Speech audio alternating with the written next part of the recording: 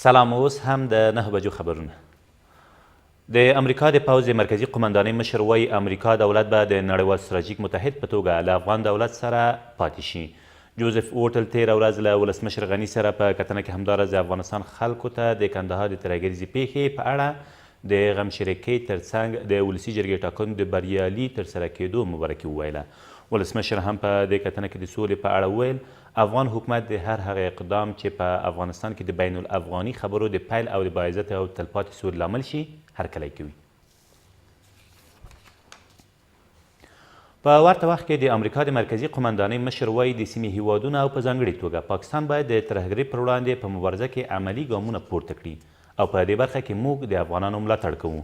جنرال جوزف اورټل تېره ورځ د افغان حکومت د ملي امنیت له سلاکار سره په کتنه کې همداراز په امنیتي او دفاعي بنسټونو کې د اصلاحاتو راوستو په برخه کې د افغان حکومت هڅې وستایلې او د دې بهیر د دوام غوښتنه یې هم وکړه. په دې کتنه کې حمدالله محب هم په ډاډ کړه چې افغان حکومت په امنیتي او دفاعي بنسټونو کې اصلاحاتو ته ژمن دی او پولیس به خپلې اصلي دندې چې د قانون پلي کول دي ور وګرځي. په لوګر کې د ولسي جرګې یو شمېر نوماندانو د دغه ولایت پر ټاکنو کمیسیون تور پورې کړی چې سپینې او تورې رایې سره ګډې کړي او د مشخصو نوماندانو په ګټه کار کوي. دوی چې تېره ورځ د ټاکنو کمیسیون مخې ته د اعتراض په توګه راټول شوي وو له دغه کمیسیونه یې وغوښتل چې د لوګر غیر بایومټریک رایې حساب نه کړي او همداراز باید سپینې رایې له تورو بېلې کړي. له دې سره سم د لوګر د ټاکنو کمیسیون مشر یادو معترضینو ته ډاډ ورکړ چې دوی هم هڅې کوي څو تورې او سپینې رایې سره بېلې کړي. کمیسیون انتخابات او کمیسیون د شمع شکایت نه دا خواهش ده چې کومه ځایو کې تقلب شوی هغه هم کمیسیون د شمع شکایت ته معلوم ده، هم ناظرینو ته معلوم ده، هم کاندیدانو ته معلوم ده، هم د شمع شکایت ته معلوم ده. نو موږ د کمیسیون د شمع شکایت او کمیسیون د انتخابات نه دا خواهش ده چې جدي د باندې غور وکړي او دغه تورې رایې له سپینې رایې نه جدا کړي. رښتیا هم هغه ځای چې واقعا ټاکنې نه دي سوې یا په هغه ورځ باندې امنیتي ستونزې وې او نن یې صندوقونه ډک راوځي، دا به د هغه چا په وړاندې چې هغو ته واقعا خلکو رایه ورکړې ده او د انتخاباتو په ورځ باندې راوتلي د هغو سره به واقعا د لوی خیانت او ظلم وي.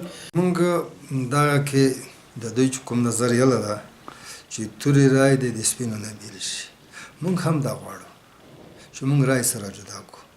کومې حقیقي رایې دي او خلکو اچولي دي راغلي دي نو هغه رایې د هغې رایو نه چې څپر موجود نه وي دی په ادعا سره چې صندوقونه ډک شوي دي دا موږ سره بېلوو. خو د دوی چې اوس جنجال کړی ده دا بې وخته ده ځکه هر څه په خپل وخت نه لازم دي.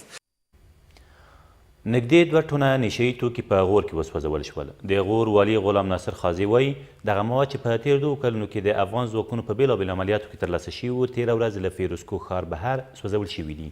د نوموړي په وینا د دغو موادو په تور 32 کسان هم نیول شوي دي. او په کندهار او هلمند ولایتونو کې د وروستیو پیښو قربانیانو لپاره د دعا مراسم تېره ورځ په ولسمشرۍ ماڼۍ کې ترسره شول. د دغو مراسمو ګډونوالو د وروستیو پیښو د قربانیانو او په ځانګړې توګه د ستر جنرال عبدالرزاق عبدالجبار قهرمان عبدالمؤمن حسین خیل صالح محمد اڅکزي او نور روح ته دعاوې وکړې او ټپیانو ته د عاجلې روغتیا لپاره لاسونه لپه کړل. یادو کسانو له ټاکنو څو ورځې مخکې په بېلابېلو ترهګریزو بریدونو کې خپل ژوند له لاسه ورکړی دی.